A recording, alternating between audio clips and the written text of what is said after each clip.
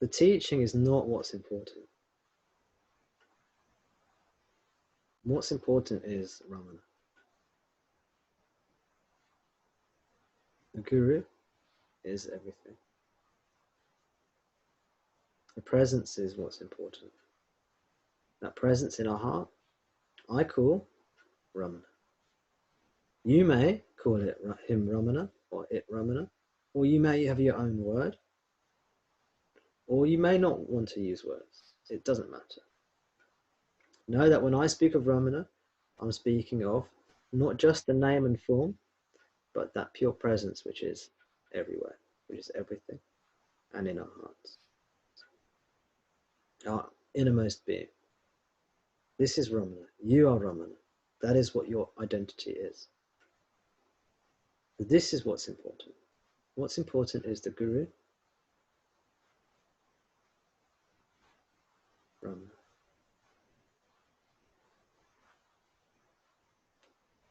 Give yourself to that, to him. If you can personify the Absolute, like call it the Absolute Ramana, and really feel that, then that's an advantage for you. I wasn't able to do that until, and I didn't want to do that, to be honest. I wasn't able to personify the Absolute, and I had no desire to personify the Absolute. I thought it was an aberration to do that. I thought it was a lower teaching to do that, until Ramana interjected and put himself into my life. And I'm eternally grateful for that. But if there's a personification, it's so much easier, because as human beings, we relate to things in a personal way. It's very difficult to feel affection towards some space-like expansive concept of awareness, consciousness, which is formless, you see, and impersonal. Philosophically, that makes more sense actually in some ways. You know, to the mind might, if you, especially if you're very intellectually, if your mind is geared in that kind of intellectual way, like my mind is, or my mind was, and that's more satisfying on an intellectual level. You know, having a personification of God is less intellectually satisfying. But if you open your heart, you might be drawn to this personification. Krishna, Ramana, Jesus. This is all, it becomes all important. Then we have a living relationship with our Guru, who is always with us, with our teacher, who is always with us.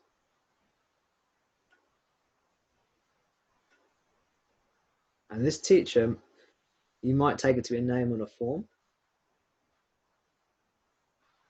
but then the teacher reveals himself, herself, as your own essence, that which is you, that which is everything. It's very difficult for the mind, for most people, to engage in any kind of spiritual practice aimed towards the absolute. Unless your vasanas are very, very calm and stable and low in egotism already. That's called sattva. Unless you're already very sattvic, peaceful. If you're rajasic, if you're tamasic, very difficult to do that. Because those rajasic and tamasic, those passionate and negative vasanas will come along and they'll just take you away.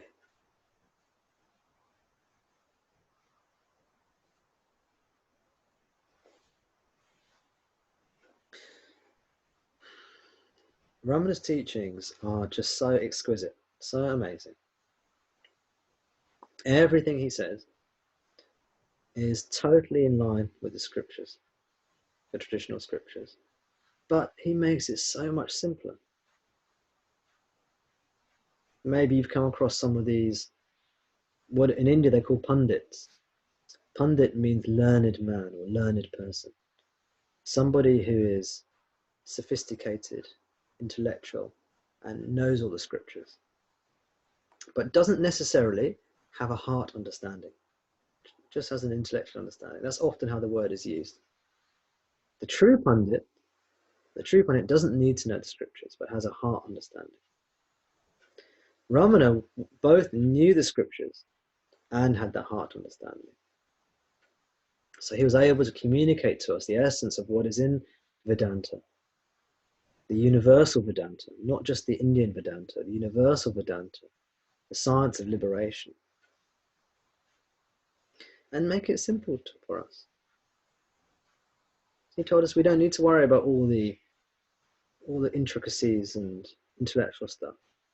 He told us that the people who end up getting this, who end up being liberated, are the people who aren't just overly intellectual.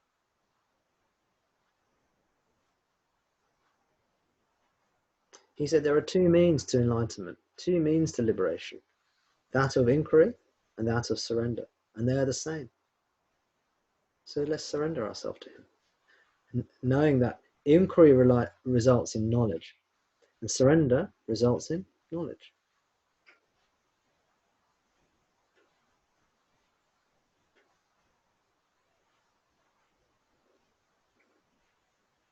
His teachings are so pure, so wonderful, so clarifying. Even if they make no sense, there's a power there.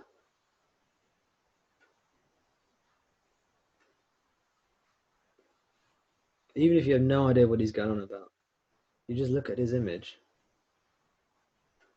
and feel something, and then that's it.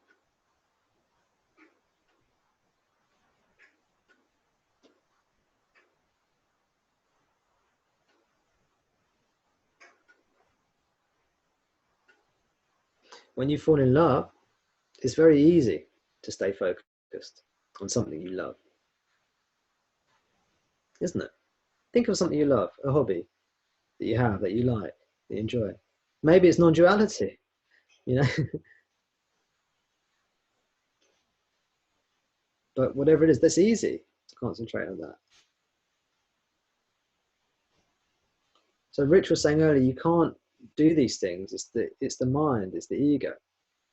But one solution of that, one solution that the Vedanta gives us is, look, what you can do, you can just focus the mind on one thing. Yes, it's still egoic. Yes, it's still dualistic. Yes, it's still illusion. But this is the way. We focus our mind on one thing that we love. And then what happens is the branches of the vasanas that branch out, they become narrow. They become wholesome. There's still a vasana. Now you've just got, instead of having 50 million egoic vasanas, you've got one egoic vasana. Yeah? And there are different types of vasanas. Some are very, very harmful, and some are less harmful. So you end up with one vasana that's beneficial for you, because you're thinking of God, you're thinking of Ramana, you're thinking of the divine. We know whichever form you want. For me, it's Ramana. You choose whichever. I encourage you to choose Ramana as well, but that's not for me really to say, you know, even though I'll carry on saying it. You know, you will have your own. If you have a guru, you will have your own way of relating to the divine. It doesn't matter what it is. And then that fills you with love. When that fills you with love, that burns away all the tamas, all the negativity.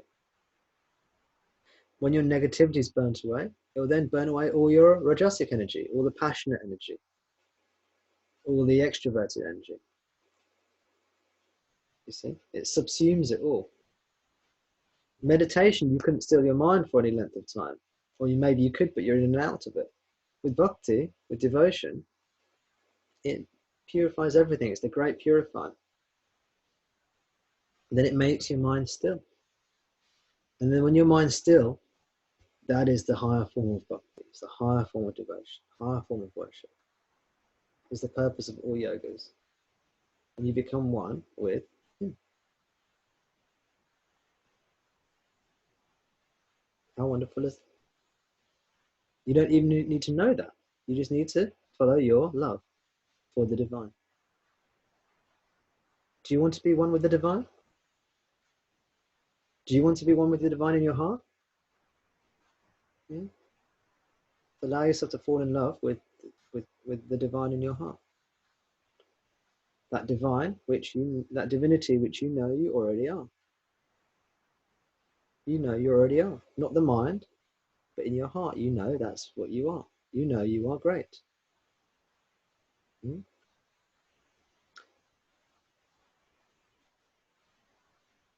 Let's make you great again. Mm? We know we are great. We have that intuition. Maybe it's crushed and smothered by all the mind stuff. But in our hearts, we know we are wonderful.